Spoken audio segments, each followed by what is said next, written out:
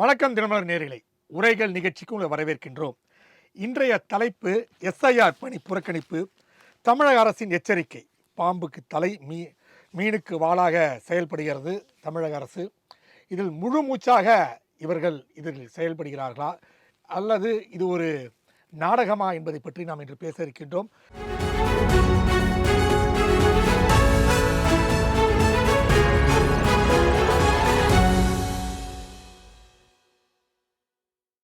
நம்மிடையே பேசுவதற்காக மூத்த பத்திரிகையாளர் பாக்கி வந்திருக்கிறார். வணக்கம் சார்.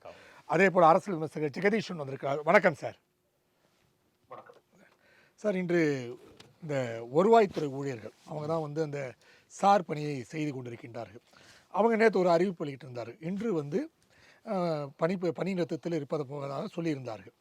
இதைத் தொடர்ந்து என்ன ஆகிட்டாங்கன்னா, இன்றைக்கி தலைமைச் செயலர் முருகானந்தம் இதை செயல்படுபவர்கள் ஒரு நாள் சம்பளம் அந்த கட்டாயிடும், அந்த சம்பளம் உங்களுக்கு கிடைக்காது அப்படின்னு சொல்லியிருக்காரு.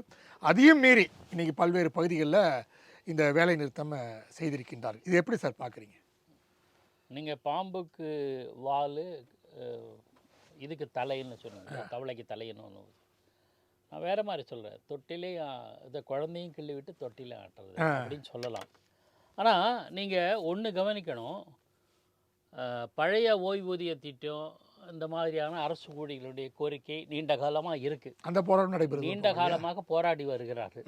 நீண்ட காலமாக வேலை நிறுத்தம், ஆர்ப்பாட்டம், தர்ணா, உண்ணாவிரதம், கைது எல்லாம் நடந்து வருது. கடந்த 4 வருஷங்களாகவே நடந்து வருது. திடீர்னு அவங்க அந்த வேலை நிறுத்தம் செய்கிறாங்க, அதை கண்டிக்கிறோம் அப்படிங்கிற மாதிரி எஸ்ஐஆருக்கு புறக்கணிக்கிறாங்கல்ல, அவங்களையும் கண்டிக்கிற மாதிரி காட்டுறாங்க. இது எப்படின்னா, அவங்க ஒரு நாளே இவங்க இன்று முதலே இவங்க போட்டிருக்காங்க இல்லையா? சரி, அதாவது இன்று முதல் எஸ்ஐஆர் பணி புறக்கணிப்பு, வருவாய்த்துறை, ஆங்கன்வாடி பணியாளர்கள்லாம் புறக்கணிக்கிறாங்கன்னு செய்தி நம்ம 2-3 நாளாக தான் அந்த செய்தி வருது. திடீர்னு நேற்றைய தினம் தலைமைச் செயலர் அந்த உத்தரவு பிறப்பிக்கிறார். அதில் எந்த இடத்துலையும் எஸ்ஐஆர் பணியில் ஈடுபடுபவர்கள் வேலை நிறுத்தம் செய்தால் அவர்கள் மீது நடவடிக்கை எடுக்கப்படும் இல்லை.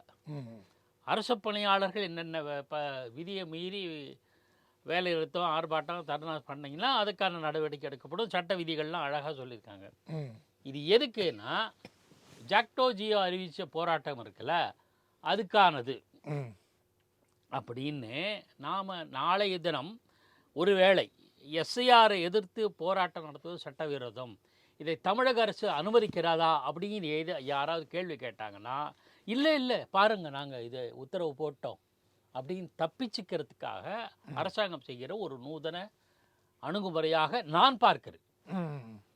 சில அரசியல்வாதிகள் 2 நாளாக என்ன சொல்கிறாங்க, இந்த புறக்கணிப்பு, போராட்டம், ஆர்ப்பாட்டத்துக்கே அரசு பின்னணி இருக்குமோன்னு சொல்கிறாங்க. அது அரசியல் பார்வை. நான் அதை நேரடியாக சொல்ல முடியாது, சொல்லாமலும் இருக்க முடியாது, நமக்கு அதை பற்றி தெரியாது. ஆனால் இது என்னென்னா, நான் சொல்கிறேன், குழந்தையை கிள்ளி விட்டு தொட்டிலை ஆட்டுக்கிற மாதிரி எல்லா அணுகுமுறையும் எஸ்ஐஆர் எதிர்த்து முயற்சி பண்ணியிருக்காங்க. நான் எஸ்ஐஆர் பிரமாதம் ஆஹா ஓன்னு சொல்லலை. அதில் குறைகள் இருக்கும், இல்லை என்றில்லை. குறைகளை தவிர்க்க வேண்டும் என்பது தான் நம்ம பார்வை. அதுக்கு உண்டான தரவுகள் எங்கிட்ட இருக்குது. 2002 எப்படி நடந்தது அப்படிங்கிறதுல அப்போ தாமஸ் முன்னாடி ஒரு 11 முறை நடைபெற்றிருக்குன்னு கூட சொல்லியிருக்காங்க. கேரள மாநிலத்தினுடைய அது வேறு. நான் சொல்கிறேன், எஸ்ஐஆர் நடந்தது சொல்லலை. எஸ்ஐஆரில் சில குளறுபடிகள் நடந்தது. 2002 கேரள மாநில தலைமை தேர்தல் அதிகாரி தாமஸ், இன்றைய தினம் ஆங்கில நாளேட்டில் வந்திருக்கு, அவர் சில இதெல்லாம் கண்டறிந்து மறுபடியும் 2004 33 சட்டப்பேரவை தொகுதிகளில் இதெல்லாம் பண்ணியிருக்காங்க. மறுபடியும் எஸ்ஐஆர் ஆய்வு பண்ணியிருக்காங்க. அதில் குளறுபடிகள் இருக்குது, எக்ஸ்போஸ் பண்ணியிருக்காங்க. அதுக்கான வழிமுறைகளும் சொல்லியிருக்காங்க. அது ஒரு பக்கம். நம்ம சப்ஜெக்டுக்கு வருவோம். இது தலைமை தேர்தல், அதாவது தலைமைச் செயலாளர் ஒரு உத்தரவு பிறப்பித்ததில் எந்த இடத்துல எஸ்ஐஆர் பற்றி இல்லை, ஜாக்டோ ஜியோ நீ பண்ணுற ஆர்ப்பாட்டம் அதை குறி வைத்து கேட்டு பண்ணியிருக்காங்க. இது கூட சும்மா நான் அவங்களுக்கு உத்தரவு போட்ட மாதிரியும் இருக்கும், இல்லை எஸ்ஐஆருக்கு உத்தரவு போட்ட மாதிரியும் இருக்கும். ரெண்டுமே. சில இதில் பேர் 2 பேர் திட்டுவாங்க. ஒரு பையன் தப்பு பண்ணியிருப்பான், இன்னொரு பையனை திட்டுவாங்க பார்த்தீங்களா டீச்சர்லாம். ஏன்னா இந்த பையனுக்கு தெரியணுமா. ஆனால் போலீஸ் ஸ்டேஷன் போகும்போது ஒரு ரெக்வெஸ்ட் அடித்தாங்க, இன்னொரு அதே மாதிரி தான் இது மாதிரியான ஒரு நடவடிக்கை அப்படின்னு. ஏன்னா எஸ்ஐஆர் பணியில் ஈடுபட்டவர்களை ஈடுபடுவது சட்டபூர்வமாக சரியாக தவறான்னு எனக்கு தெரியாது. என்ன காரணம், ஏன் அது ஒரு சிக்கல்னா, மிகப்பெரிய சிக்கல் எதுக்கு நான் சொல்ல வரேன், அடிப்படையான பிரச்சனை. தேர்தல் ஆணையத்துக்கென்று நாடு முழுவதும் ஒரு ஸ்ட்ரக்சர் கிடையாது, அட்மினிஸ்ட்ரேட்டிவ் ஸ்ட்ரக்சர் கிடையாது. இப்போ நீதிமன்றம் எடுத்துக்கலாம், உச்ச நீதிமன்றம், உயர் நீதிமன்றங்கள், அப்புறம் மாவட்ட நீதிமன்றம், செஷன் நீதிமன்றம், அந்த மாதிரி கட்டமைப்பு இருக்குது. ஒவ்வொரு அதுக்கு ஜட்ஜஸ் இருக்காங்க, வக்கீல் இருக்காங்க, ரிஜிஸ்ட்ராரு, எல்லா கட்டமைப்பும் உண்டு. எல்லா துறையும் எடுத்துக்கிட்டிங்கன்னா, மருத்துவத்துறை, இராணுவத்துறை, காவல்துறை எடுத்துக்கலாம். சென்ட்ரலில் சிபிஐனா ஸ்டேட்டில் போலீஸு, சென்ட்ரலில் RAW இங்கே நுண்ணறிவிப்பு எல்லாத்துக்கும் இருக்குது. மாநில அளவிலையும் இருக்குது, முழு கட்டமைப்பு இருக்குது. தேர்தல் ஆணையத்து கிடையாது. ஏன்னா நம்ம அரசியல் சாசனை வகுத்த மாமேதைகள் வந்து அண்ணல் அம்பேத்கர் போன்ற பெரிய தலைவர்கள்லாம் எங்கே அடிக்கடி எலெக்ஷன் வரும்போது 5 வருஷத்துக்கு ஒருத்தர் தான் வரும் என்கிற இதில் தேவையில்லை என்று நினச்சிருக்காங்க. அவங்களுடைய எண்ணம் தூய்மையானது, அதில் கருத்து கிடையாது. நம்ம அதுக்கு தான் ஒரே நாடு ஒரே தேர்தல் வந்ததுன்னா பிரச்சனை இல்லை, ஒரே வேலையை முடிச்சுட்டு போவாங்க. இப்போ இந்த தேர்தல் ஆணைய பணிகளில் ஈடுபடுத்தப்படுபவர்கள் மாவட்ட ஆட்சியர்லேருந்து ஸ்டேட் எலெக்ஷன் ஆஃபீஸர் தலைமையில் மாநிலங்களில் மாவட்ட ஆட்சியர், வட்டாட்சியர், கவர்மெண்ட் எம்ப்ளாயி எல்லோரும் தான் ஈடுபடுறாங்க. வாக்காளர் பட்டியல் திருத்தல், வாக்காளர் எல்லாமே. இதில் என்ன ஒரே ஒரு மெயின் பாயிண்ட் என்னென்னா பணிச்சுமை காரணமாக சொல்கிறாங்க. சார் தொடர்ந்து பேசுவோம், நம்ம ஜெகதீஷன் போயிட்டு பேசலாம். சார் ஜெகதீஷன் சார், இப்போ பார்த்தீங்கன்னா மொத்தம் வந்து அந்த வருவாய்த்துறை ஊழியர்கள் அங்கன்வாடி இதில் வந்து கிட்டத்தட்ட 54,000 மையங்கள் இருக்குது. இதில் கிட்டத்தட்ட 70,000 பணியாளர் இருக்கிறாங்க. 80% பணியாளர்கள் வந்து இந்த பணியை மேற்கொள்கிறார்கள். அவங்க சொல்லுவது என்னென்னா வந்து பணிச்சுமை அதிகமாக இருக்கின்றது. குறிப்பாக வந்து சத்துணவில் பதிவு பெண்கள் என்ன சொல்கிறாங்கன்னா, எங்களுக்கு மதியம் 1 மணி முதல் 5 மணி வரை கொடுத்தா பரவாயில்ல, ஆனால் காலையில் வந்து 10லேருந்து 5 மணி வரை எங்களுக்கு இந்த பணிச்சுமையை தராங்க. அதனால் எங்களுக்கு என்னென்னா சத்துணவு கூட வேலை செய்ய முடியல, இந்த குழந்தைகளுக்கு உணவு போன்ற விஷயங்களை எங்களால் பரிமாற முடியல. ஸோ இது வந்து இவங்க ஒரு ஸ்ட்ரக்சராக தள்ளாமல் எங்களுக்கு வந்து கொடுக்குறாங்க, இந்த விஷயத்தை ஹரிபரியாக தராங்க. அதனால இந்த பிரச்சனை சொல்கிறாங்க. நீங்கள் எப்படி சார் பார்க்குறீங்க? முதல்ல இந்த SIR, இந்த இன்டென்சிவ் ரிவிஷன் அல்லது சிறப்பு தீவிர திருத்தம் ஏன் வருகிறது என்று கேட்டால், நாங்க ஏற்கனவே நமக்கு தெரியும், தமிழ்நாட்டில் இல்ல இந்தியா முழுக்கவே ஒவ்வொரு மாநிலத்திலும் 2 முறை சம்மர் ரிவிஷன் ஒன்று நடக்கும். நீங்க ஜனவரியில வந்து யாருக்கெல்லாம் அந்த வயது 18 வயது கிடைக்கிறார்களோ அவர்களுக்கு 2 வாட்டி அக்டோபர்ல ஒன்று நடக்கும். அப்புறம் ஒரு 6 மாசத்துக்கு ஒரு 2 தடவை ஏற்கனவே நடக்கும். 2 வாரங்கள் நம்மளோட பூத்துல சனி ஞாயிறு கேம்ப் போடுவாங்க. நீங்க பிசிக்கலா போய் ஃபார்ம்ஸ் ஃபில் பண்ணி கொடுக்கலாம். அதே நேரத்தில் ஆன்லைன்ல ஃபில் பண்ண தெரிஞ்சு ஆன்லைன்ல ஃபில் பண்ணி கொடுக்கலாம். சம்மர் ரிவிஷன் எப்பவுமே நடக்கும். தேர்தல் காலம் என்றால் 3 முறை கூட நடக்கும். தேர்தலுக்கு முன்னாடி எக்ஸ்ட்ரா ஒரு முறை நடக்கும். ஆனா இதுல இருக்கிற சிக்கல் என்னன்னு கேட்டீங்கன்னா, இந்த மாதிரி நாங்க ஃபார்ம்ஸ் ஃபில் பண்ணி கொடுத்தோம், அது எங்க பேர் ஏறல, எங்க ஃபார்ம்ஸ் ஃபில் பண்ணி கொடுத்தோம் ஏறல, சில பேர் டெலிட் பண்ண சொல்லி எங்க வீட்டுல இறந்து போயிட்டாங்க கொடுத்தோம், அது நடக்க மாட்டேங்குது, ஆன்லைன்ல போட்டது கூட நடக்க மாட்டேங்குது அப்படின்ட்டு பல்வேறு சிக்கல்கள், பிரச்சனைகள். அதனால இப்போ உதாரணத்துக்கு இப்ப என் வீட்டு கீழே ஒருத்தர் இறந்து போய் கிட்டத்தட்ட 10 வருடத்துக்கு மேல ஆகிவிட்டது. அவரோட பேர் இன்னுமே இருக்கு. அதற்கு பேர் அவங்க மனைவியுமே தவறி போயிட்டாங்க, அவங்க பேருமே இருக்கு. ஸோ தொடர்ச்சியா இருக்குங்கிறத பார்க்கிறோம். நாங்களும் சிலர் வர பிஎலோட மேடம் அவங்க இறந்து போயிட்டாங்க மேடம் சொல்லி சொன்னா, அதெல்லாம் நாங்க என்ன சார் பண்றது, நாங்க தெரிவிக்கணும்னு சொல்லி சொன்னாங்க. அவனோட நடக்காது. ஸோ இதுதான் ஏற்கனவே இந்த பிரச்சனை. இப்போ இந்த சம்மர் ரிவிஷனா ஏன் நடக்கலன்னு கேட்டீங்கன்னா, அதற்கு மிக முக்கியமான காரணம் இந்த பிஎல்ஓ செயல்படக்கூடியவர்களுடைய அலட்சியம். அதே அலட்சியம் வார்த்தை தவறாக இருக்கலாம், பட் ஆனா என்னன்னா அவர்களுக்கு ஏற்கனவே நிறைய பணிகள் இருக்கு. இப்ப சொல்றீங்க இல்லையா, பல நேரங்களில் யார் வந்து பிஎல்ஓ இருப்பாங்கன்னா, இந்த மாதிரி சத்துணவு ஊழியர்களாக இருக்கிறவங்க, அங்கன்வாடி மையத்தில் 2 பேர் ஏற்கனவே இருப்பாங்க. ஒருத்தர் டீச்சரா இருப்பாங்க, ஒருத்தவங்க சமைச்சு போடுவாங்க. அவர்கிட்ட தான் ஏற்கனவே இந்த பணியை கொடுப்பாங்க. அவங்க என்ன பண்ணுவாங்க, இருக்கிற வேலையை விட்டுட்டு ஏற்கனவே ஸ்கூல்லயே இன்னைக்கு வந்து காலைல வந்தாலும் பசங்களை போட்டோ எடுக்கணும், பசங்களுக்கு அட்டண்டன்ஸ் போடணும், அந்த போட்டோ எடுத்து 9 மணிக்குள்ள அப்லோட் பண்ணணும், பசங்களுக்கு சொல்லிக் கொடுக்கணும், அவங்கள ரொம்ப பாதுகாப்பா பாத்துக்கணும். சில பேரண்ட்ஸ் வந்து 3-3:30 மணிக்கு வராங்க, அது வரைக்கும் நாங்க அவங்கள பாத்துக்கணும். சமைச்சு போடுறதுல பொருள் வர்றதுல சிக்கல் இருக்கு, எங்க கரண்ட் பில்ல கூட கட்ட மாட்டேங்கிறாங்க. இப்படி அங்கன்வாடி மையங்கள் ஏற்கனவே எவ்வளவு மோசமா இன்ஃப்ராஸ்ட்ரக்சர் எல்லாம் இருக்குங்கிறது தெரியுமா, அது இதுல கூடுதல் சுமையை நீங்க கொடுக்குறீங்க, அதனாலதான் நாங்க செய்யல அப்படிங்கிறதா இருக்கின்ற பொதுவான குற்றச்சாட்டு. இன்னைக்கு என்ன பண்றோம்னா, SRக்கு பதிலா SIRலையும் அதே பணியாளர்களை அதே முறையில பயன்படுத்தி வேகமா பண்ண முடிச்சுன்னு சொல்லி சொல்றீங்க. இதுதான் சிக்கலிங்க. எப்படி நடக்கும் அது? இப்போ நீங்க வந்து எனக்கு தெரிஞ்ச தமிழக அரசியல் கட்சிகள் கூட யாரும் SIR எதிர்க்கிறாங்கன்னா, தேர்தலுக்கு முன்னாடி ஏங்க அவ்வளவு அவசரமா பண்றீங்க, தேர்தலுக்கு பிறகு பண்ண வேண்டியதானே. பீகார்ல ஏற்கனவே பிரச்சனை நடந்துச்சு, பார்த்தோம், அது உண்மையா பொய்யா நமக்கு தெரியாது, கேஸ் நடந்துகிட்டு இருக்கு. தேர்தலுக்கு பிறகு ரொம்ப பொறுமையா பண்ணீங்கன்னா இது சிக்கலே வராது. டைம் எடுத்துங்க, 6 மாசம் கூட எடுத்துக்கங்க. அதுக்கு பிறகு நாடாளுமன்ற தேர்தல் தான் இருக்கு, பொறுமையா பண்ணுங்க. இல்ல அவசரமா, ஏன்னா இவங்க சொல்ற டைம் வந்து 3 மாசம்னா, இவங்க அரசு ஊழியர்கள் என்ன சொல்றாங்க, நீங்க செக்ரட்டரியில இருக்கிறவங்க டிசம்பர் 4 ஒரே மாசத்துல இந்த வேலையை முடிச்சு கொடு, நீ பிரஷர் பண்றாங்க. இன்னொரு பல பிஎல்எஸ்க்கு தெரியல. நான் இப்ப எங்க வீட்டுக்கு 2 ஃபார்ம் வந்துச்சு, நான் அப்பதான் ஊருக்கு போனேன். 2 ஃபார்ம், எனக்கு 2 ஃபார்ம், என் மனைவிக்கு 2 ஃபார்ம் வந்துச்சு. நான் போய் கேட்டுட்டு பார்த்துட்டு அவங்களுக்கு ஃபோன் பண்ணி கேட்கிறேன், மேடம் எனக்கு வந்து 2002ல என்னுடைய அப்பாவோட ஓட்டர் ஐடி கார்டு என்னால எடுக்க முடியல, என்னோட அம்மாவோட ஓட்டர் ஐடி கார்டு எடுக்க முடியல, என்ன பண்ணணும் சார்? பரவாயில்ல சார், ஒன்னும் ஃபில் பண்ணாம விட்டுருங்க சார், மேல மட்டும் ஃபில் பண்ண வேண்டாம் போதும். இது எனக்கு சரியா தவறான்னு எனக்கு தெரியல. என்னுடைய மனைவியோட அப்பா பேருக்கு போடுறேன். அவருக்கு 5 ஓட்டர் ஐடி கார்டு காமிக்குது. அக்ராஸ் தி இது அது எந்த வருஷத்துல அவர் பண்ணாரு, திரும்ப திரும்ப ரிப்பீட் ஆகுது. 5 இடத்துல காமிக்குது. இந்த 5 ஓட்டர் ஐடி கார்டுல எந்த இது புறநிலை அதுக்கு கேட்கிறேன் சார். பரவாயில்ல சார், அதை விட்டுருங்க சார். ஏன்னா அவங்களுக்கான ப்ராப்பரான ட்ரைனிங் எதுவுமே கொடுக்கப்படவில்லை. இங்க சிக்கலாக இருக்கிறது. நிறைய கேள்விகள், நிறைய சந்தேகங்கள் இருக்கு. நீங்க எலெக்ஷன் கமிஷன்ல வீடியோ போடுறாங்க, அப்பயும் நிறைய குழப்பம் இருக்கு. இந்த உறவினர் பெயர்னு கீழே இருக்க காலம்ல யாரு பேரை போடணும், அவருடைய ஓட்டர் ஐடியை நாங்க எப்படி எடுக்கிறது, இதை ஃபெச் பண்ண முடியல. ஒருத்தர் வந்து என்ன சொல்றாங்கன்னா, ஒரு கல்யாணம் ஆயிடுச்சு, கல்யாணம் பண்ணா வேற ஒரு வீட்டுக்கு நான் வந்துட்டேன். ஆனா வந்து 2002 இந்த கேஸ். பட் இப்ப நான் கணவரோட இருக்கேன். இப்ப நான் வந்து உறவினர்னு என்னோட கணவர் பேரை போடணுமா இல்ல வந்து என்னுடைய அப்பா பேரை போடணுமா, அதுல குழப்பம் இருக்கு. இந்த மாதிரி நிறைய குழப்பங்கள் இருக்கு. கேள்விகளுக்கு சரியான பதில் யாரும் சொல்லல. ஒரு டோல் ஃப்ரீ நம்பர் கொடுத்துருக்காங்க, டோல் ஃப்ரீ நம்பர் யாரும் எடுக்கிறது இல்ல. எலெக்ஷன் கமிஷன்ல யார்ட்ட கேட்கலாம், அவங்களுக்கே தெரியாத நிலை இருக்குன்னு நிறைய குழப்பங்கள், நிறைய சிக்கல்கள் இருக்கு. சோ இதை வந்து ஏற்கனவே பார்த்து கொண்டிருக்கு. இப்ப அங்கன்வாடி ஊழியர்கள்ட்ட மேடம் இது எப்படி, அதை எப்படி கேட்டீங்கன்னா அவங்களுக்கு ரொம்ப பெரிய பிரஷராக மாறுது. ஏற்கனவே அங்கன்வாடி மையத்துல வேலை செய்யறவங்க தொடர்ச்சியாக இந்த போராட்டத்தை ஏற்படும். ஏன்னா எங்களுக்கான வருவாய் சம்பளம் ரொம்ப கம்மி. அவங்க எனக்கு வெறும் 11,000 கொடுக்குறோம். யோசிச்சு பாருங்க, ஒரு 11,000 வச்சுக்கிட்டு சென்னை மாதிரியான ஒரு நகரத்துல 2 பசங்க அவங்களுக்கு இருக்காங்க, ஒரு வாடகை வீட்டுல இருந்து வாழ முடியுமா? வாழவே முடியாது. அந்த மாதிரி மோசமான நிலைமையில தான் வாழ்ந்துட்டு இருக்காங்க. அப்படி இருக்கும்போது கூடுதல் பணிச்சுமை. இந்த பிஎல்ஓஸ்க்கு யூஸ்வலாவே நீ சம்மர் ரிவிஷன் போதும் சரி, எஸ்ஐஆர் போதும் சரி, அவங்களுக்கான கொடுக்கப்படுற சம்பளம் வெறும் 3,000 கொடுப்பாங்க. அவ்வளவுதான் கொடுப்பாங்க. எக்ஸ்ட்ராவா நீ பாக்குற வேலைக்கு பிஎல்ஓக்கு வெறும் 3,000. இந்த 3,000 வாங்கி அவன் என்ன பெருசா இன்ஸ்பயர் அவங்க பெருசா வேலை செய்வாங்க அப்படிங்கிற சில பிரச்சனைகள் இருக்கின்றது. இது ஒரு பக்கம். இன்னைக்கு மிக குறிப்பாக இவங்க சொல்ற எல்லா சிக்கல்களும் இருக்கு. ஆம், இருக்கிறது.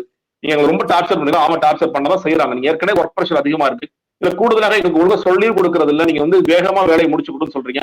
அந்த ஃபார்ம்ஸை கொடுக்கறதுல சென்னை மாதிரியான ஊர்களை இப்ப என்ன சிக்கல், வார நாள்ல போய் வீட்டை தட்டுங்க, வீடு பூட்டி இருக்கு. நான் என்னைக்கு வர ஏத்த வீட்டுல யார்ட்ட கேட்கலாமா, ஏத்த வீட்டுல யார் இருக்கான்னு எனக்கு தெரியும். இப்ப எங்க ஏத்த வீட்டுல போயிட்டு ஜெகதீஸ்வரன் யார் இருக்கா, யார் ஜெகதீஸ்வரன் கேட்பாங்க. அவங்களுக்கு தெரியாது. இது சென்னை போன்ற நகரங்கள்ல அபார்ட்மெண்ட்ல உன் பக்கத்து வீட்டுல யார் இருக்காங்க, ஏத்த வீட்டுல யார் இருக்காங்க, யாருமே தெரியாது.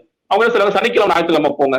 சனிக்கிழமை ஞாயிற்றுக்கிழமை இந்த பிஎல்ஓஸ் எத்தனை வீட்டுக்கு போக முடியும்? இல்ல ஆன்லைன்ல ஃபில் பண்ணுங்க. ஆன்லைன்ல ஃபில் பண்றதும் சிக்கல்னு சொல்லி சில வீடியோஸ் தான் வருது. ஆன்லைன்ல பண்ணாதீங்க, அதுல வந்து சில சிக்கல் இருக்குன்னு சொல்லி சொல்றாங்க. அப்போ ஏன் இவ்வளவு அவசரமாக நீங்க டிசம்பருக்குள்ள முடிச்சு கொடுங்க அப்படின்னு சொல்றீங்க அப்படிங்கிற ஒரு கேள்வி அவங்களுக்கு இருக்கு. பல இடங்கள்ல வந்து ஃபார்ம்ஸ் எங்களால கொடுக்க முடியல, வாங்க முடியல அப்படின்ட்டு பிரச்சனைகள் இருக்கு. இந்த ஃபார்ம்ஸ் எல்லாம் ஒழுங்கா கலெக்ட் பண்ணி இதை ப்ராப்பரா கொண்டு போய் சேர்த்து இது எல்லாத்தையும் அவங்க வெரிஃபை பண்றது வேலைகளாம் எப்பொழுது நடந்து முடியும்? கிட்டத்தட்ட சம்மர் ரிவிஷன்ல நடந்த குளறுபடிகளை விட அதிகமான குளறுபடிகள் அந்த எஸ்ஐஆர்ல நடக்கக்கூடிய வாய்ப்புகள் இருக்கிறது. இது இல்லாம 18 வயசு ஆயிடுச்சுன்னா புதுசா வந்து சேரணும் அப்படிங்கிறவங்க அவங்க ஒரு ஃபார்ம்ஸ் எடுத்துட்டு வந்து கொடுக்க போறாங்க. இப்ப வந்து ஃபார்ம் 6 எடுத்து வந்து கொடுக்க போறாங்க. அந்த படிவத்தை யார் வாங்குறது, அதை கொண்டு போய் யார் கொடுக்க போறது, அதுக்கு திரும்ப சம்மர் ரிவிஷன் போட போறாங்களா? பல கேள்விகள், பல குழப்பங்கள் இருக்கு. அதனால அவங்களோட போராட்டம், அவங்களோட இன்னைக்கு புறக்கணிப்பு என்பது என்னை பொறுத்தவரைக்கும் நியாயமான ஒன்றுதான். கண்டிப்பாக சார். சார் இப்போ சார் சொல்கிற மாதிரி அவங்களுக்கு கொடுக்கக்கூடிய ஒரு 16,000 ரூபா சம்பளம், அதுதான் வந்து ஒரு குறைந்தபட்ச சம்பளமாக இருக்குது. அதில் வந்து இப்போ அவங்க என்ன சொல்கிறாங்கன்னா, இந்த விஷயங்களுக்கு அப்லோட் போன்ற விஷயங்களுக்கு வந்து ஒரு நல்ல ஒரு தரமான ஃபோன் வேணுன்றாங்க. பட் அந்த தரமான ஃபோன் இருந்தாலும் கூட அந்த ஃபோன் யார் வாங்கி தருவா? தேர்தல் கமிஷன் தராது, இவங்க தான் தரணும், சத்துணவு ஊழியர்கள் தான் தரணும். அவங்ககிட்ட அவ்வளவு எக்யூப்டான ஃபோன்ஸ் கிடையாது. ஒரு பட்டன் ஃபோன் தான் இருப்பதே பெரிய விஷயமா இருக்கும். அது இல்லாமல் அது டேட்டா வந்து பண்ணணும். ஸோ இவ்வளோ விஷயம் இருக்குது. அந்த பேட்டி தரும்போதே சொல்கிறாங்க அந்த நிர்வாகிகள். ஸோ ஃபோன் போன்ற விஷயங்கள், டேட்டா போன்ற விஷயங்கள், இதெல்லாம் வந்து எங்கள் கை காசு கொடுத்து செலவு பண்ண வேண்டியிருக்கு. எங்களுக்கு என்ன சார் தலை எழுத்தான்ற போட கேள்வி கேட்குறாங்க. எப்படி பார்க்குறீங்க? இப்போ அந்த 11,000 ரூபா குறைவு தான். இல்லை அது யார் தர்றாங்க? மாநில அரசு தருதா இல்லை தேர்தல் ஆணையம் தருதா?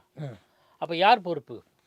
இப்போ தாமஸ் கடந்த 2002 இதே மாதிரி குளறுபடி வந்தபோது அப்போது கேரள மாநில தேர்தல் ஆணைய அலுவலராக இருந்த தாமஸ் என்ன சொல்கிறாரு, எனிமரேட்டர்ஸ் குழப்பத்தினால தான் இது வருது அப்படின்னு. நம்ம முழுக்கவே இது தகவல்களை திரட்டி பதிவு செய்கிறவர்கள் மேலே குறையா சொல்ல, ஒரே ஒரு கருத்து மட்டும் நான் சரியாக சொல்லணும். அதாவது போதிய பயிற்சி இன்மை என்பதை ஏற்று ஒப்புக்கொள்கிறது. போதிய பயிற்சியை தர வேண்டும். என்னன்னா அதை நம்ம வலியுறுத்தணும். பணிகளில் பணிச்சுமை இருக்குது, மாற்றுக்கிறது கிடையாது. ஆனால் அதை வந்து இப்போ உரிய பணியாட்களை போட வேண்டியது, அதை அவர்களுடைய தேவைகளை பூர்த்தி செய்ய வேண்டியதெல்லாம் மாநில அரசுகள் தானே. மாநில அரசு மாவட்ட ஆட்சியராக இருந்தால் கூட மாநில அரசுக்கு கட்டுப்பட்டவர் தானே. தாசில்தாராக இருந்தால் வட்ட ஆட்சியராக அந்த பொறுப்பை மாநில அரசுகள் ஏற்க வேண்டும். பீகாரில் அந்த பிரச்சனை வரவே இல்லை. நாம் வந்து 64 லட்சம் 65 லட்சம் பேர் நிற்கிறத தான் பிரச்சனையை சொன்னாங்களே தவிர, அங்கே அவங்க எஸ்ஐஆர் பணியில் இருந்து கூட பணிச்சுமை அதிகம், மன உளைச்சல் இருக்காங்க அப்படின்னு எந்த அரசியல்வாதிகளும், ராகுல் காந்தியோ ஆர்ஜேடியோ எஸ்ஐஆர் நேற்று கூட சார் இந்த விஷயம் வந்து சு வெங்கடேசன் மதுரை எம்பி அவர் என்ன குறை சொல்கிறாருன்னா, இந்த பணி சுமை அதிகமாக இருக்குது, இது பிஜேபி தான் காரணம் அப்படின்ற மாதிரி தான் நேற்று சொல்கிறார் மீட்டிங்கில். இல்லை பிஜேபி காரணம், காங்கிரஸ் காரணம், திமுக காரணம், அதிமுக, அது இல்லை இஷ்யூ. இப்போ அந்த பணிச்சுமையை குறைப்பதற்கு என்ன வழி யோசனை சொல்லட்டும். ம். பணிச்சுமை பிஜேபி தான் காரணம், ரைட். நானும் சொல்கிறேன், என்ன வழி அதை சொல்ல வேண்டிய ஒரு எம்பிக்கு வந்து குறைகளை மட்டும்தான் சொல்லணும், வேறு வழி கிடையாதா? குறைகளை சொல்லுங்கள், இந்த குறையை தீர்க்கறதுக்கு வழியும் சொல்லுங்கள். அப்போ பணிச்சுமையை குறைப்பதுக்கு என்னென்ன வழி? நீங்கள் என்னதான் இருந்தாலும் டீச்சர்ஸ் வந்து இந்த மாதிரி பணியில் ஈடுபட்டால் டீச்சிங் வேலை பாதிக்கும். என்ன சமயத்தில் பண்ணணும், இதை எப்படி பண்ணலான்னு யோசனை சொல்லி வலியுறுத்தி சொல்லுங்கள். ஆனால் ஒரு கருத்தில் நான் உடன்படுறேன், போதிய பயிற்சியின்மை. பயிற்சி வந்து உரிய அளவு தந்திருக்காங்களா, அவகாசம் அது ஒன்று சார். போகிறவங்களுக்கு வந்து அந்த மன உளைச்சல். இப்போ என்ன பார்த்தீங்கன்னா, எல்லா கட்சிக்காரங்களும் கூட போகிறாங்க. சில இடத்துல திமுககாரன் போகிறாங்க, ஏடிஎம்காரன் போகிறாங்க. அவங்க தரக்கூடிய மன உளைச்சல் அதெல்லாம் கூட அவங்க பெரிய அளவில் வந்து அந்த மன உளைச்சலுக்கான காரணமாக அமைந்து விடுதில்லை. இவங்க ஒரு சொல்கிறாங்க, அவங்க ஒன்று சொல்கிறாங்க. அது ஒரு பெரிய பிரச்சனையாக வருது. இல்லை, பல இடங்களில் திமுக காரங்க களத்தில் ஃபார்ம் ஃபில்அப் பண்ணி நிரப்பி பெறுவதில் இன்றைய தினம் சென்னை மாநகராட்சி ஆணையரை வெளியிட்ட அறிக்கையில் அரசியல் கட்சிகள் வாக்குச்சாவடியில் பணியாற்றக்கூடிய ஏஜென்ட்டுகள் அல்லது அரசியல் கட்சிகளுடைய பிரதிநிதிகள் அவங்களெல்லாம் ஈடுபட்டு ஃபார்ம்ஸை கலெக்ட் பண்ணலாம், ஃபார்ம்ஸை விநியோகம் பண்ணலாம், நிரப்பிய படிவங்களை தரலாம், எல்லாம் சொல்லியாச்சு. அப்போ இந்த அரசியல் கட்சிகளுக்கு தெரியாமல் எஸ்ஏஆரில் ஏதாவது நடக்குமா? வாய்ப்பே கிடையாது. இவங்கெல்லாம் முழுக்க ஈடுபடுறாங்க. நாங்கள் எங்கள் ஏரியாவிலே வந்து ஃபார்ம்ஸ் கொண்டு வந்து கட்சிக்காரங்க ஃபில்அப் பண்ணி வாங்கும்போது கட்சிக்காரங்க இருந்தாங்க, 2 கட்சிக்கே இருந்தாங்க, ஆளுங்கட்சி எதிர்கட்சி இருந்தாங்க. ஸோ இது வந்து ஒரு வகையில் நல்லது தான். ஏன்னா இவங்க தப்பு பண்ணால் அவங்க சுட்டி காட்டுவாங்க, அவங்க தப்பு பண்ணால் இவங்க சுட்டி காட்டுவாங்க. எதுவும் போலி வாக்குகள் நடக்கிறதுக்கு வாய்ப்பில்லை. நானே என் பேரில் ஒரு 4 வாக்குகளை கொண்டு வரதுக்கான வாய்ப்பில்லை. என்ன ஒரே ஒரு பாயிண்டில் மட்டும் நான் உடன்படுகிறேன், படிச்சுமை அதெல்லாம் கூட இல்லை, போதிய பயிற்சியின்மை அதை வந்து தெளிவுபடுத்தியிருக்கணும், உரிய அளவில் கொடுத்துருக்கணும். அவர்களை மட்டும் இல்லை, அரசியல் கட்சிகளுக்கு கூட நீங்கள் இது மாதிரிலாம் பண்ணாதீங்க, பண்ணால் உங்களுக்கு பாதிப்பு வரும் அல்லது விபரீதமாக போகும்னு சொல்லலாம். ஆனால் அரசியல் நீங்கள் எதை சொன்னாலும் அரசியல் செய்வது என்ற எண்ணம் இருக்கும்போது ஒன்றும் செய்ய முடியாது. நம்ம இப்போ இதில் வந்து கேரள ஓய்வு பெற்ற தலைமை தேர்தல் அதிகாரி சொன்ன ஒரு யோசனை என்னென்னா, தபால் ஊழியர்களை இதில் பயன்படுத்தலான்ற ஒரு யோசனை சொன்னதாக என்னென்னு அவர்களையும் ஈடுபடுத்தலாம். நமக்கு அப்போ நிறைய பேர் ஈடுபடுத்தும் போது, ஆனால் தபால் ஊழியர்கள் யார் கண்ட்ரோலில் வராங்க? Central government. நீங்கள் அதை ரிக்வெஸ்ட் பண்ணுங்கள். நம்ம அங்கன்வாடிகளோ அல்லது மற்ற பணியாளர்களோன்னா நம்ம ஸ்டேட்டு கூட எங்களுக்கு வேணும், சென்ட்ரல் கவர்மெண்ட்லேருந்து எடுத்துக்கோங்க அப்படின்னா அது பயனுள்ளதாக இருக்கும். ஸோ நிறைய பேர் பணியில் ஈடுபடும் போது பணிச்சுமை குறையும். இதற்கு முன்பு உரிய பயிற்சி தரலாம். 2வது கால அவகாசம் சொல்லுங்கள். நமக்கு எப்போ சார் தேர்தல் வரும்? நிச்சயமாக ஏப்ரலுக்கு அப்புறம். ஆமாம், ஜனவரி, பிப்ரவரி, டிசம்பர், ஜனவரி, பிப்ரவரி, மார்ச் 4 மாதம் இருக்குது இது. ஆனால் தேர்தல் இந்த வாக்கு பதிவெல்லாம் ஃபைனல் பண்ணுறதுலாம் ஜனவரியில் ஃபைனல் பண்ணுவாங்கல்ல சார்? இன்னும் கூட அது அவகாசம் இருக்குன்னு நான் கேள்விப்பட்டேன். ஜனவரி வரையில் நமக்கு அவகாசம் இருப்பதாக நான் அறிகிறேன். ஜனவரி வரையில் ஒன்றா 30, அது ஒரு 30 நாள், டிசம்பரில் ஒரு 30 நாள், 60 நாள் இருப்பதாகத்தான் நான் அறிகிறேன். 6.5 கோடி வாக்காளருடைய பெயர் மற்றும் இதெல்லாம் சரிபார்த்து இறுதி பட்டியலில் வெளியிடுவதற்கு 60 நாட்கள் இருக்கே. என்னன்னா கூடுதல் பணிக்கு நீங்கள் மத்திய அரசு பணியாளர்களை ஈடுபடுத்துவதற்கு கேட்டுக்கொள்ளலாம், அதுக்கான வழிமுறைகள் இருக்குது. 2வது வந்து போதிய பயிற்சியை தரணும். அந்த போதிய பயிற்சி எப்போ கொடுத்தாங்க என்னன்ற விவரம் தெரியல. ஏற்கனவே இருக்கிற பயிற்சியை வச்சுக்கிட்டு இவங்க வேலை வாங்குறாங்கன்னு தெரியல. எனவே பணிச்சுமைன்னு நீங்கள் கேரளாவில் நேற்றைய தினம் ஒரு பணியாளர் வந்து மன உளைச்சல்னால தற்கொலை செய்த பணிச்சுமை தான். அதில் ஒன்று கவனிக்கணும், அவர் உள்ளாட்சி தேர்தல் பணியோடு இதை சேர்த்து செய்கிறார். அதுதான் நான் படித்த வரையில், நான் புரிஞ்சு கொண்ட வரையில் ஒரு உள்ளாட்சி வேலையும் இருக்குது, இதுவும் இருக்கிறதுனால படிச்சுமை தான் சொல்கிறாங்களே தவிர வேறு அதனால் வந்து ஒருவர் இதை மாதிரி தற்கொலை செய்தது விபரீதம் தான், வருத்தத்துக்குரியது, வேதனைக்குரிய சம்பவம் தான். இதை சொல்லி நம்ம வந்து இங்கே பணிச்சுமை சொல்கிறது என்ன காரணம் தெரியல. எப்படியாக இருந்தாலும் மாநில அரசு பணியாளர்களின் தேவைகளையும் நலன்களையும் கருத வேண்டியது மாநில அரசு தான். சரி, இப்போ இன்றைக்கி ஜாக்டோ ஜியோ வந்து பழைய ஓய்வூதியம் இதெல்லாம் பண்ணுறாங்கல்ல, அப்போ அந்த கோரிக்கையெல்லாம் இவங்க நிறைவேற்றுவாங்களான்னு கேள்வி இருக்குல்ல. இந்த ஜாக்டோ ஜியோ பிரச்சனை வந்து எனக்கு தெரிஞ்சு நான் 5ஆம் வகுப்பு படிப்பிலிருந்து நடந்துட்டு இருக்கு இந்த விஷயம். இப்போ அவங்க கோரிக்கைகளை அரசு பரிசீலிக்குமா? அப்படி என்றால் மத்திய அரசு இல்லை, தலைமை தேர்தல் ஆணையம் வந்து மத்திய அரசுக்கு கட்டுப்பட்டதில்லை, ஜனாதிபதிக்கு குடியரசுத் தலைவருக்கு கட்டுப்பட்டது. அதனால் தேர்தல் ஆணையம் செவி சாய்க்குமா நம்ம கேள்வி எழுப்பலாம். கண்டிப்பாக சார். ஜெகதீஷன் சார், இப்போ பார்த்தீங்கன்னா அவங்க இன்னொரு விஷயத்தையும் முன்வைக்கிறாங்க. இந்த ஊழியர்கள், வருவாய்த்துறை ஊழியர்கள் என்ன சொல்கிறாங்கன்னா, சார் எங்களுக்கு டெய்லி வந்து கூகுள் மீட்னு உட்கார வச்சாராங்க எங்களை. இந்த கூகுள் மீட்லேயே வந்து எங்களுக்கு பாதி நேரம் போயிடுது. அந்த பாதி நேரத்தில் இல்லாமல் மீதி நேரத்தில் நாங்கள் வேலை செய்வோம். அதாவது எங்களுக்கு ஏற்கனவே இருக்கிற ஒர்க்கு, அது இல்லாமல் இது ஒரு எக்ஸ்ட்ரா ஒர்க்கு பார்க்க வேண்டியிருக்கு. அது இல்லாமல் அந்த கூகுள் மீட்டில் இருக்கும்போது இந்த சத்துணவு ஊழியர்கள் அவர் போன்ற இருக்கும்போது அந்த மேல் இருக்கிற அதிகாரிகள் வந்து அன்பார்லிமெண்ட்ரி வேர்ட்ஸில் திட்டுறாங்க. உனக்கு புள்ளியான அன்பார்லிமெண்ட் வேர்டில் திட்டுறாங்க. ஸோ அது எங்களுக்கு பெரிய அளவில் வந்து மனசு பாதிக்கப்படுது. எங்களுக்கு வந்து பாதி நேரம் இது பயிற்சியிலே போயிடுது. இந்த பயிற்சியை நாங்கள் புரிஞ்சுக்கிட்டு வெளியே செயல்படுத்துறது மிகப்பெரிய கடினமாக இருக்குது. அது செயல்படுத்தலைன்னா வந்து அந்த மேலதிகாரிகள் வந்து குறித்து பார்த்தா அந்த மேல் அதிகாரிகள் வந்து அந்த செயல்படக்கூடியவர்களை வந்து அன்பார்லிமெண்ட் வேர்ட்ஸ் திட்டி எங்கள் மனசை, ஏன்னா அவங்களாம் கடனை ஊழியர்களாக இருப்பாங்க இல்லையா, அந்த பிஎல்ஓ போன்றவர்கள் சத்துணவு ஊழியர்கள் கடனை ஊழியர்கள் அவங்க மிகவும் அலட்சியமாக பார்க்கக்கூடிய சூழ்நிலை இருக்குன்றாங்க. நீங்கள் எப்படி சார் பார்க்குறீங்க? அதுக்கான வாய்ப்புகள் இருக்கு. அதான் சொல்றேன், அவங்க வந்து ஜென்ரலாவே இவங்களை பல நேரங்களில் நான் பிஎல்ஓஸ் நான் பார்த்து ஓஏவா இருப்பாங்க, ஆஃபீஸ் அசிஸ்டன்ட் தான் பிஎல்ஓ போட்டு வச்சிருக்காங்க.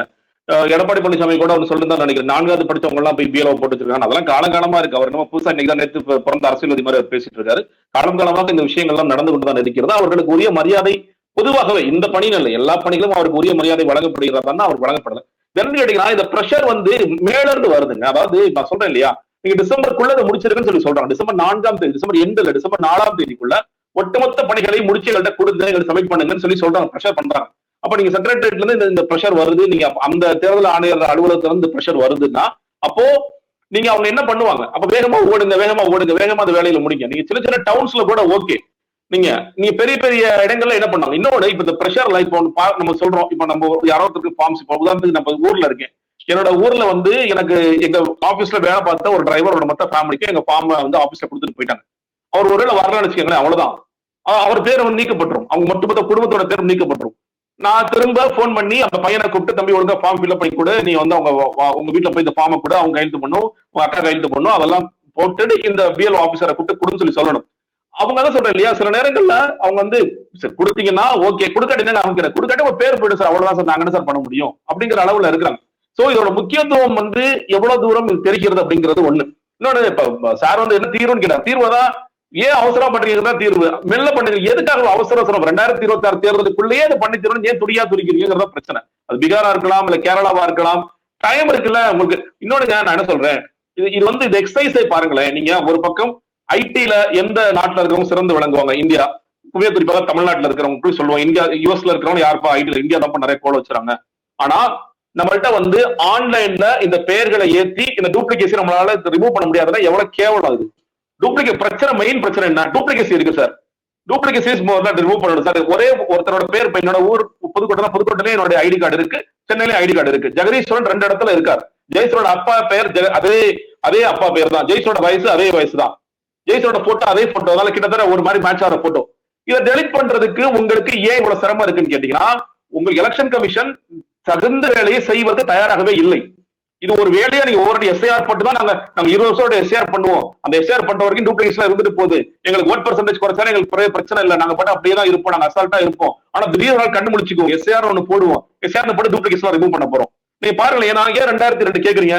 ஏன்னா டூப்ளிகேசி உங்க அப்பா பேரோட நீங்க உங்க பேர் அட்டாச் ஆயிருக்கா, உங்க தாத்தா பேரோட உங்க பேர் அட்டாச் ஆயிருக்கா, அந்த அட்ரஸ்ல உங்க பேர் இருக்கா, அதுதான் மெயின் கான்செப்ட். அது இல்லாம இறந்து போனவர்கள் நீங்க ஃபார்ம்ஸ் ஃபில் ரிட்டர்ன் பண்ணனா ஓகே, அவங்களா இறந்து போயிட்டாங்க, இல்ல வந்து அந்த இடத்த விட்டு போயிட்டாங்க அப்படிங்கறது நீங்க ஒரு கன்க்ளூஷன் வர போறீங்க.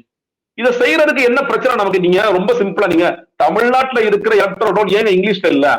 நாங்க வந்து நான் ராஜேஷ் அக்கானோட நாங்களாம் ஒரு டீம் ஒர்க் பண்ணோம். நாங்க சென்னை நெக்ஸ்ட்ங்கிற பேர்ல 2015 ஒர்க் பண்ணோம். அவர்கிட்ட கேட்டது, தயவு செஞ்சு இங்கிலீஷ்ல மாத்தி கொடுங்க. பெங்களூர்ல இருக்கிற டீம் வந்து ஒர்க் பண்ணி டூப்ளிகேட் ஃபுல்லா மூவ் பண்ணி கொடுக்க ரெடியா இருக்காங்க சார். அது பண்ணவே இல்லை கடைசி வரைக்கும், இன்னைக்கு வரைக்கும் பண்ண மறுக்கிறாங்க. நீங்க சிம்பிளா செய்ய வேண்டிய வேலைகள் நாங்க செய்ய மாட்டோம். நீங்க தேர்தல் ஆணையத்துக்கான பணிகள் 2 பணிகள் தான். ஒண்ணு, தேர்தலை சுமூகமாக நடத்தி கொடுப்பது. அந்த வேலை தமிழ்நாட்டை பொறுத்த வரைக்கும் தமிழ்நாடு எலக்ட்ரல் ஆபீசர் இருக்காரா, 2 தேர்தல் வரப்போகுது. ஒண்ணு மாநில தேர்தல், இன்னொன்னு வந்து மத்திய தேர்தல், 2 தேர்தல். இதை தாண்டி அந்த ஆபீஸ்ல உட்கார்ந்துருக்கு என்ன வேலை? இந்த எலக்ட்ரல் ரோல தூய்மையா வச்சுக்கணும். அதுதான் கான்செப்ட். இதை ஏன் நம்மளால செய்ய முடியல? ஒரு சம்மர் ரிவிஷன் போடுவோம், வேலை நடக்காது. நம்ம வந்து ஒவ்வொரு முறையும் ஆன்லைன்ல அப்லோட் பண்ணுவோம், அது வேலை நடக்காது. அப்ப என்னதான் நீங்க எல்லாம் பண்றீங்க? அப்போ இதனால சிம்பிளா இந்த வேலைகளை ஏன் பண்ண முடியல நம்மளால? நீங்க இதுக்கான அவென்யூஸ் ஏன் நீங்க இப்போ போஸ்ட் ஆஃபீஸ் பத்தி நம்ம வேற ஒரு ஆங்கிள் பேசுறோம். இதே போஸ்ட் ஆஃபீஸ்ல நீங்க போனீங்கன்னா உங்க வீட்டுல ஒருத்தர் இறந்து போயிட்டாரா, அவரோட டெத் சர்டிஃபிகேட் கொடுத்து அட்டாச் பண்ணி கொடுத்தீங்கன்னா அவரோட பேர் நீக்கப்படும். எலக்ட்ரல் ரோல் எப்ப பப்ளிஷ் ஆகட்டும், பட் அந்த டேட்டா உடனே நாங்க வேலை செய்வோம். ஓகே, 18 வயசு ஆயிடுச்சா, வா இன்னைக்கே வா, எதுக்கு நீ வந்து 1ஆம் தேதி வரைக்கும் வெயிட் பண்ணிட்டு இருக்க, நீ வா, உன்னோட பேரை நாங்க சேர்க்கிறோம். சிம்பிளா பண்ணுங்க. எவ்வளவோ அவென்யூஸ் இருக்கு. போஸ்ட் ஆஃபீஸ் இருக்கிறவங்க இதை பண்ணுங்க சிம்பிளா. நீங்க அப்படியே கூட்டம் போட்டு பண்ண வேண்டிய அவசரமா பண்ண வேண்டிய அவசியம் எல்லாம் இல்லையே. டெக்னாலஜில நம்ம முன்னேறிய நாடுதான். ஆனா இந்த டெக்னாலஜி இதுக்கெல்லாம் நம்ம பயன்படுத்த மாட்டோம்னா இது என்ன விதமான ஒரு இதுல இருக்கும் நம்ம? ஒவ்வொரு இதேதான் இன்னும் 20 வருஷம் கழிச்சு எஸ்ஆர் தான் பண்ண போறோமா? இல்ல 20 வருஷம் கழிச்சு எஸ்ஆர் அடுத்த வருஷத்துக்கு மறுபடியும் சம்மர் விஷயத்துக்கு போயிட்டோம். ஏங்க எஸ்ஆர்ல பண்ணதுல பல பேர் நீக்காம விட்டுட்டோங்க. அதுல பாருங்க இறந்தவங்க பேர்லாம் இன்னுமே இருக்கு, இன்னும் டூப்ளிகேஷன் இருக்குங்க அப்படின்னா, இல்ல ஒட்டுமொத்தமா காலி ஆயிடுச்சுங்க, புதுசா ஃப்ரெஷ்ஷா ஸ்டார்ட் பண்ணும், ஃபார்ம் 6 கொடுங்க. போன தேர்தல் நான் ஓட்டே போட்டாங்க, ஃபார்ம் 6 கொடுத்தீங்கன்னா தான் ஓட்டு போட முடியும். ஏன்பா நான் ஒரு மாசம் ஊர்ல இல்ல நான் வேற அட்ரஸ்ல போயிட்டு அந்த அட்ரஸ்ல யார் எந்த பேரும் தேடி வந்து கொடுக்கல, நானும் தேடி தேடி பார்த்தேன், பழைய அட்ரஸ் வந்து பார்த்தேன், யாரை வந்து கேட்கறதுன்னு தெரியல. இந்த மாதிரி ஸ்கீம், இந்த மாதிரி சிக்கல்கள் எல்லாம் வரப்போகுது. இதெல்லாம் பேச போறோம் நம்ம தேர்தல் நேரத்துல. பாருங்க எஸ்ஐஆரோட இம்பாக்ட் என்ன அப்படின்னு சொல்லிட்டு நம்மளா விவாதத்துல உட்காந்து பேசிட்டு இருக்க போறோம். எலெக்ஷன் கமிஷன் இது செய்ய முடியுமா? நிச்சயமாக இந்திய தேர்தல் ஆணையத்தால் செய்ய முடியும். ஏன் அவர்கள் செய்ய தாங்கிறார்கள்? ஏன் டெக்னாலஜி ஏன் பயன்படுத்தவே கூடாதுங்க? ஏன் இவ்வளவு பிடிவாதமா நம்ம இருக்குன்னு தெரியல எனக்கு. கண்டிப்பா சார். சார் இப்போ இன்னொரு விஷயமா அவங்க அந்த நிர்வாகி சொன்னார், அங்கன்வாடி நிர்வாகி சொல்லும்போது என்ன சொன்னார், நாங்கள் பல இடங்களுக்கு போகிறோம், வீடுகளில் பொதுமக்கள் அதை வந்து ஏங்க ஹரிபரியாக நீங்கள் பண்ண வைக்கிறீங்க, என்ன நான் நிதானமாக பண்ணி தரேன், ஏன் அவசரப்படுறீங்க அப்படின்னு சொல்கிறாங்க. அதுக்கும் மேலே நாங்கள் ப்ரெஷர் கொடுத்தா கிழிச்சு எங்கள் மூஞ்சில் அடிக்கிறாங்க. ஸோ வந்து பொதுமக்களுக்கும் வந்து இதில் ஒரு ஒரு டைம் கேட்குறாங்க, கொஞ்சம் வெயிட் பண்ணுவாங்க, ஏன் உடனே ஹரிபரியாக கேட்குறீங்க அப்படின்னு பொதுமக்களுக்கு இது மேலே ஒரு தேவையில்லாத ஒரு அழுத்தம் கொடுக்கப்படுறது அப்படின்னு சொல்கிறாங்க. நீங்கள் எப்படி சார் பார்க்குறீங்க? இல்லை, அங்கே வந்து நம்ம வந்து அந்த பணியில் ஈடுபட்டிருக்கிற பணியாளர்களுக்கு பயிற்சி கொடுத்தோம்னா எல்லாம் கன்வின்ஸ் பண்ணுறதுக்கு வழிகள் இருக்குது. எல்லாருமே அந்த மாதிரி வாக்காளர்களை சீட்டுகளை வந்து கிழிச்சு போடுவாங்கன்னு தெரியல, அப்ளிகேஷனுக்கு படிவங்களை கிழிச்சு போடுவாங்கன்னு தெரியல. ஆனால் அவங்களும் சொல்லலாம், பொறுமையாக வர்றவங்க இப்போ கொடுத்துட்டோம். எங்கள் வீட்டில் எங்களுக்கே வந்து 4 ஃபார்ம் கொடுத்துட்டு 2-3 நாள் கழிச்சு தான் கலெக்ட் பண்ணாங்க. டைம் எடுத்துக்கிட்டாங்க, அவகாசம் கொடுத்தாங்க. நீங்கள் ஒரே ஒரு தகவல் சொன்னாங்க, கரெக்டாக இந்த இடத்துல கையெழுத்து போடுங்க, இந்த விவரங்கள் இது பண்ணுங்கன்னு சொன்னாங்க. அதை நாங்கள் ஒழுங்காக பண்ணிட்டோம். ஸோ அவகாசம் பணியில் இருப்பவர்கள்னு சொல்கிறாங்க. சில இடங்கள் அவங்க நிர்பந்திச்சா அதில் இரிட்டேட் ஆகிறாங்க. பொதுமக்களை பொறுத்தவரை பல்வேறு மூடு இருக்கும் இல்லையா, அது ஒரு காரணம். இதில் இன்னொரு விஷயம் சொல்லணும். இன்றைக்கி மாநகராட்சி ஆணையர் கூட ஒரு அறிக்கை விட்டிருக்காரு. அரசியல் கட்சிகள் வந்து இதில் ஈடுபடுத்துவது, அது வந்து 2 கட்சி இருந்தால் இந்த கட்சி செஞ்சால் தவறு செஞ்சால் இன்னொரு கட்சி சுட்டி காட்டுங்கிறத சொன்னோம். ஆனால் சில இடங்களில் ஆளுங்கட்சியினர் வந்து இறந்தவர்களுக்கான படிவங்களை வாங்கிட்டு போயிருக்காங்கன்ட்டு இப்போ திருப்பூர் தெற்கு பகுதியில் சில புகார்கள் வந்து அது எதிர்கட்சியை அதிமுக சொல்லியிருக்காங்க. இதெல்லாம் கூட விசாரிக்கணும். இப்போ அவங்க இன்னொன்று சொல்கிறாங்க, ஒரு இடத்துல 400 நெசவாளர்கள் ஏதோ இருந்த இடத்த அந்த இடம் வந்து அகற்றப்பட்டு அவர்கள் வேறு இடத்துல குடிபெயர்த்தாங்க. அவங்க 400 பேரும் கலெக்டர்கிட்ட பெட்டிஷன் படிவங்களை வாங்கியிருக்காங்கன்னு சொல்லப்படுது. இப்போ அவங்க சேஃபு. ஆனால் இறந்து போனவர்கள் சில பேர், அது நம்பர் தெரியாது, அவங்கெல்லாம் ஆளுங்கட்சியினர் வந்து கலெக்ட் பண்ணி போயிருக்காங்கன்னு புகாரை அவர்கள் தெரிவிச்சிருக்காங்க, எதிர்கட்சிக்காக சொல்லியிருக்காங்க. இப்போ அதுக்கெல்லாம் என்ன, இறந்து போகிறவங்க பேரில் வாங்கிட்டு ஃபில்அப் பண்ணி கொடுத்துட்டு கட்சிக்காரர்கள் கொடுத்துட்டா அதை அப்படியே எடுத்துப்பாங்க அப்படின்னா இந்த குழப்பத்துக்கு எங்கே தீர்ப்பது? ஸோ அதெல்லாம் இருக்குல்ல, திருப்பி ஜீரோலேருந்து ஆரம்பிக்கணும். ஆக இந்த மாதிரி குறைகளை தவிர்க்கணும். ஒரே ஒரு கருத்து, எனக்கு அவகாசம் தர வேண்டியது நல்லதுதான், அவகாசம் இருப்பதாகத்தான் நான் கருதுகிறேன்.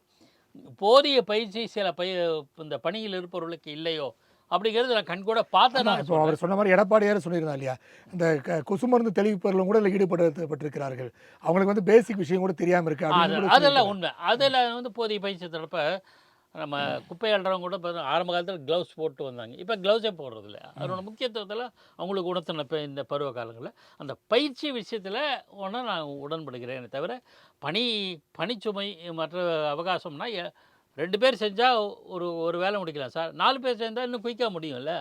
கால அவகாசத்தை வந்து பெருசாக சொல்ல முடியாது. மேன் பவரை இன்க்ரீஸ் பண்ணால் கால அவகாசம் சீக்கிரமே முடிஞ்சிடும். அதில் எனக்கு மாற்று கருத்து கிடையாது. சார், இப்போ இதுக்கு தீர்வுன்றது வந்து குறை சொல்பவர்களே வந்து நீங்கள் வந்து முதல்ல தீர்வு சொல்லுங்கன்னு சொல்ல வரீங்க நீங்கள், அப்படி தானே? அது ஒன்று சொல்கிறேன். பணியாளர்கள்னால் இப்போ நான் ஏற்கனவே தாமஸ் சொன்ன மாதிரி இப்போ மத்திய அரசு தபால் துறையில் இருப்பவர்கள் மற்றவர்களுக்கு எடுத்துக்கலாம் சார். தேர்தல் ஆணையத்துக்குன்னு ஒரு ஸ்டாஃப் இல்லாத பட்சத்தில் என்னோட செய்யலாம், அவங்க அவுட் சோர்ஸ் பண்ணுறதுக்குன்னு வழிகள் இருக்குது. அதற்கான வழிமுறைகளை கடைப்பிடிக்கலாம். மாநில தேர்தல் அதிகாரி சில யோசனைகள் சொன்னதாக நான் நினைக்கிறேன், அர்ச்சனா பட்நாயக் சொல்லியிருக்காங்க. அது என்னன்னு பார்த்துட்டு அதுக்கான நடவடிக்கைகள் இறங்கினா மாநில அரசு ஊழியர்களை எளிமையாக பயன்படுத்திக்கிட்டு சுலபமாக இந்த வேலையை முடிச்சிடலாம் தான் என்னோட பார்வை. சார், இப்போ ஜெகதீஷ் சார், இப்போ சார் சொல்கிற மாதிரி அவுட் சோர்ஸ் இது போன்ற விஷயங்கள் சொன்னால் அவுட் சோர்ஸ்னால் உடனே ப்ரைவேட் கம்பெனிஸ்லாம் உள்ள வர ஆரம்பிச்சிடும். ஒரு சின்ன தகவல் ஏன்னு சொல்கிறேன்னா, பாஸ்போர்ட் பணியில் அவுட் சோர்ஸ். ஆமாம், டாட்டா போட்டவங்களாம் இருக்குது. ஆமாம், அது மாதிரி அது வந்து பெரிய நிர்வாகம் பெரிய பெரிய கம்பெனிஸ் எல்லாம் உள்ளே வந்திருக்காங்க. ஸோ இது மாதிரி வரும்போது கார்ப்பரேட் கம்பெனிஸ் கூட இதுக்கு வரக்கூடிய சூழ்நிலை ஏற்படும் இல்லையா? அவங்களே வந்து காலேஜஸ் போய் ஸ்டூடெண்ட் செலக்ட் பண்ணி இது போன்ற வேலைகள் செய்யக்கூடிய நிகழ்வு ஏற்படும். ஆனால் இது வந்து சரியான முறையில் இருக்குன்னு நினைக்கிறீங்களா அதெல்லாம்? இல்லங்க பண்ணலாங்க, என்ன தப்புன்னு நான் கேட்கிறேன். ஏன்னா இப்போ பிஎல்ஓஸ்க்கு இருக்கிறத விட நீங்க அவங்க கூடுதல் அக்கௌண்டபிலிட்டி ஃபிக்ஸ் பண்ணலாம் நம்ம. ஏன்னா நீ உனக்கு வேலையை கொடுத்துருக்கோம், இந்த இத்தனை பேர் இந்த ஓட்டர் லிஸ்ட்ல இருக்காங்க, இந்த ஓட்டர் லிஸ்ட்ல இத்தனை பேர் எத்தனை பேர் நீக்கப்பட்டிருக்காங்க, எத்தனை பேர் புதுசாக சேர்க்கப்பட்டிருக்காங்க, எவ்வளவு பேர் இடம்பெயர்மா இருக்காங்க அப்படிங்கிற டேட்டா இனிமே பக்காவா கொடுப்பாங்கல்ல. ஒரு பிஎல்ஓ கொடுக்கறத விட பிஎல்ஓ இந்த ஒரு இன்ஸ்பிரேஷனும் இல்லாம வேலை செய்யறதை விட நீங்க கார்பரேட்டுக்கு நீங்க மொத்தமா டெண்டர் மாதிரி விட்டுட்டீங்கன்னா அவங்க அவங்களோட ஊழியர்களை வச்சு இன்னும் நல்லாவே பண்ணுவாங்க. அவங்க இன்னுமே கடுமையாக உழைக்கணும் அப்படிங்கிறதுக்கு நல்லாவே வேலை பண்ணுவாங்க. தப்பு இல்லை இதுல வந்து. இன்னும் சொல்ல போனா நீங்க எந்த ஒரு யாருக்குமே சந்தேகமும் வராது. இப்ப நீங்க பிஎல்ஓ யூஸ் பண்ணும்போது இவங்க எதிர்கட்சிகள் இப்ப நீங்க நேற்று இந்த சூசைட் பண்ணிட்டாரு இல்லையா, அதுல பாருங்க காங்கிரஸ் வந்து என்ன சொல்றதுன்னா கம்யூனிஸ்ட் தான் அவருடைய இடத்துக்கு காரணம். ஏன்னா அவர் வந்து எங்களோட பிஎல்ஏ மட்டும் கூட்டிட்டு போ, காங்கிரஸ் பிஎல்ஏ கூட்டிட்டு போக கூடாது அழுத்தம் கொடுத்தாருன்னு ஒரு விஷயத்தை சொல்றாரு. நீங்க எல்லா ஊர்களிலுமே பிரச்சனை என்ன கேட்டீங்கன்னா, இப்ப நீங்க திமுக ஒரு கொள்கை ரீதியாக எதிர்க்கிறார்கள். ஆனா அதிமுக என்ன சொல்லுது, திமுக வந்து ஏதாவது பண்ணிடுவாங்க கவனமா இருங்க. விஜய் என்ன சொல்றாரு, திமுக ஏதாவது பண்ணிடுவாங்க கவனமா இருங்க அப்படிங்கிற இதுதான் அவர் சொல்றாரு. அப்போ இந்த ஒரு அழுத்தத்துக்கு பிஎல்ஓ, ஏன்னா அவங்க வந்து ஆப்வியஸ்லி அவங்க அரசு ஊழியர்களாக இருக்கிற காரணத்தினால அவங்க வந்து திமுகவோட பிஎல்ஏஸ்க்கு தான் வந்து அவங்க முக்கியத்துவம் கொடுப்பாங்க. அவங்களதான் வந்து சரியா அவங்க கேட்டுக்குவாங்க. எதிர்கட்சியோட பிஎல்ஓவோ இல்ல பிஎல்ஏவோ இல்ல வேற கட்சியோட பிஎல்ஏவோ வந்தா அவர் வந்து சேர்த்துக்க மாட்டாங்க அப்படிங்கிற மாதிரி பார்வையை முன்வைக்கிறாங்க. அப்படி விட்டுட்டு நீங்க பொதுவாக நீங்க வந்து ஒரு கம்பெனி நாங்க அவுட் சோர்ஸ் பண்ணிட்டோம், நீங்க ஏதாவது குறைபாடுகள் இருந்தா நீங்க அதுக்கு பார்த்துட்டு நீங்க சொல்லுங்கன்னு சொல்லி சொன்னா அது நல்ல ஐடியாவா தான் இருக்கும். என்னன்னா இதை கட்சிகள் ஏத்துக்கிறாங்களா அப்படிங்கிற ஒரு பிரச்சனை இருக்கு. நீங்க வந்து அவுட் சோர்ஸ் பண்ணும்போது கட்சிகள் வந்து ஓகே இது வந்து நடுநிலையா தான் நடக்கும், உண்மையிலேயே ஒரு நல்ல நோக்கத்துக்காக தான் பண்றாங்க. இல்ல நீங்க அந்த கட்சிக்கும் ஒரு காலத்துல பாஜகவோட ஒரு யாரோட போட்டோ எடுத்திருக்காரு அப்படின்னா நீங்க அதுலயே ஒரு சாயம் பூசப்படும். ஓகே அவர் பாருங்க பாஜக கம்பெனிங்க கரெக்டா பாஜக வேலை பார்த்துருச்சு, இல்ல திமுக திமுக கம்பெனிக்கு திமுக வேலை பார்த்துருச்சு அப்படிங்கிற சில பிரச்சனைகள்லாம் வரக்கூடிய வாய்ப்புகள் இருக்கிறது. நான் சொல்றேன் இல்லையா, நீங்க இது இதுக்கான முழுமையான தீர்வு என்பது நீங்க இந்த மாதிரியான ரிவிஷன்ஸ் எல்லாம் விட்டுட்டு நீங்க உண்மையிலேயே இதை வந்து எப்பொழுதுமே இது வந்து ஒரு 6 மாசம் முன்னாடி தான் பண்ணணும், 10 மாசம் முன்னாடி தான் பண்ணணும் அப்படிங்கிற கான்செப்டோட வெளியே வாங்க. சிம்பிளான ப்ராசஸா முதல்ல மாத்தணும். என்னைக்கு வேணாலும் சேரணும். எலக்ட்ரல் ரோல் வருஷத்துக்கு ஒரு தடவை வந்துட்டு போகுது. சிறப்பு ரோல்ங்கிறது நீங்க வந்து தேர்தலுக்கு முன்னாடி வெளியிட்டு போறாங்க, அதெல்லாம் ஓகே. கார்டு ஜெனரேட் பண்ணி கொடுக்கறது நீங்க லேட்டா கூட கொடுங்க, அது சிக்கலே இல்லை. நான் போய் அப்ளை பண்ணேன், எனக்கு வந்து 2 வாரத்துல என்னோட பெயர் வந்து ஏறிடுச்சு. நீங்க எலக்ட்ரல் பப்ளிஷ் பண்றது லேட்டா பண்ணிக்கோங்க, பட் பேர் ஏறிடுச்சு அப்படிங்கிற ஒரு கான்செப்ட் நீங்க கொண்டு வராத வரைக்கும் இதை நீங்க எத்தனை எஸ்ஐஆர் பண்ணாலும் எத்தனை எஸ்ஆர் பண்ணாலும் இந்த மாதிரியான சிக்கல்கள் தொடர்ந்து கொண்டேதான் இருக்கும். நீங்க வந்து கிட்டத்தட்ட நிறைய நம்ம ட்ரை பண்ணி தோத்துட்டே தான் இருக்கும். நம்ம தேவையில்லாத வேலைகளை பார்த்துட்டு இப்ப எஸ்ஆரோட தோல்விதான் எஸ்ஐஆருடைய உருவாக்கத்துக்கான தேவையா இருக்கு. அப்ப எஸ்ஐஆரோட தோல்விக்கு எங்க போவீங்க, திரும்ப அடுத்த எஸ்ஆருக்கு மாறுவீங்களா அப்படிங்கிற கேள்விக்கு போயிடும். அது நிரந்தர தீர்வே அல்ல. தேர்தல் ஆணையம் முழுக்க நீங்க தொழில்நுட்பத்திற்குள் செல்ல வேண்டும். தொழில்நுட்பம் சென்ற நிறைய அவென்யூஸை உருவாக்கணும். எந்த அவென்யூக்கு நீங்க போனீங்க ஆன்லைன்ல நீங்க எப்போ வேணாலும் பண்ணலாம். Through out the year 365 days நீங்க பண்ணுங்க. உங்களுக்கு வந்து டைம் காலத்து, ஏன்னா நீங்க ஆன்லைன்ல பார்க்கணும் அக்னாலஜ்மெண்ட் வரும். நீங்க வந்து அப்ளைடு, நீங்க பிஎல்ஓ ஆபீசர் வந்து செக் பண்ற ஸ்டேட்டஸ்ல இருக்கு, பிஎல்ஓ ஆபீசர் வந்து செக் பண்ணிட்டாரு, அடுத்ததாக எலக்ட்ரல் ரோல சேர்ந்துருச்சு அப்படிங்கிறது அதெல்லாம் ஏற்கனவே வச்சிருக்காங்க. அப்ப இது ஏன் நம்ம செய்ய முடியாது? அதே மாதிரி டூப்ளிகேசிக்கு நீங்க எல்லா ரோல்ஸையும் நீங்க வெளியே பப்ளிஷ் பண்ணிட்டு கூட எல்லாத்தையும் இங்கிலீஷ்ல மாத்துங்க. அதுக்கெல்லாம் நிறைய டெக்னாலஜி எல்லாம் இருக்கு. அதை மாத்தி அதை பக்காவா உருவாக்கிட்டீங்கனாலே இந்த சிக்கல் எதுவும் வராம இருக்கும். அப்ப டூப்ளிகேசி இருக்குன்னா எல்லாருக்கும் ஓகே, யாராலும் அக்சஸ் பண்ண முடியும். ஓகே, இப்ப இன்னும் சொல்ல பாருங்களேன், இப்ப இங்கிலீஷ்ல நீங்க போட்டுட்டீங்கனாலே எத்தனை டூப்ளிகேசிஸ் இருக்கு, எத்தனை டூப்ளிகேசி இல்லைங்கிறது ஈஸியா கண்டுபிடிச்சிடலாம். அதெல்லாம் தேர்தல் ஆணையம் திறம்பட செய்ய வேண்டிய பணி. உங்களுடைய முக்கியமான பணியே ஒரு தேர்தல் வாக்காளர் அந்த ரோலை வந்து தூய்மையா வச்சுக்கிறதா. அதை விட உங்களுக்கு என்ன வேற வேலை இருக்கு? அதுல நீங்க முழு கவனம் செலுத்த வேண்டிய அவசியம் உங்களுக்கு இருக்கிறது. நான் சொல்றது ஒவ்வொரு மாநிலத்திலையும் செக்ரட்டரியேட்ல உட்கார்ந்து இருக்கின்ற அந்த எலக்டோரல் ஆபீசர், அந்த எலக்டோரல் டீம் அதுதான் வந்து நிரந்தர தீர்வாக இருக்கும். கண்டிப்பா சார், நன்றி சார். நேரிலே இன்று உரைக்கல் நிகழ்ச்சியில் எஸ்ஐஆர் பணி புறக்கணிப்பு, தமிழக அரசின் எச்சரிக்கை, பாம்புக்கு தலை மீனுக்கு வாளா என்பதை பற்றி விவாதித்தோம். இதில் நம்மிடம் கலந்து கொண்ட பாக்கி அவர்களுக்கு நன்றியை தெரிவித்துக் கொள்வோம். அதேபோல் ஜெகதீஷ் நன்றியை தெரிவித்துக் கொள்வோம். மீண்டும் அடுத்த உரைகள் நிகழ்ச்சியில் சந்திப்போம். அதுவரை நன்றி, வணக்கம்.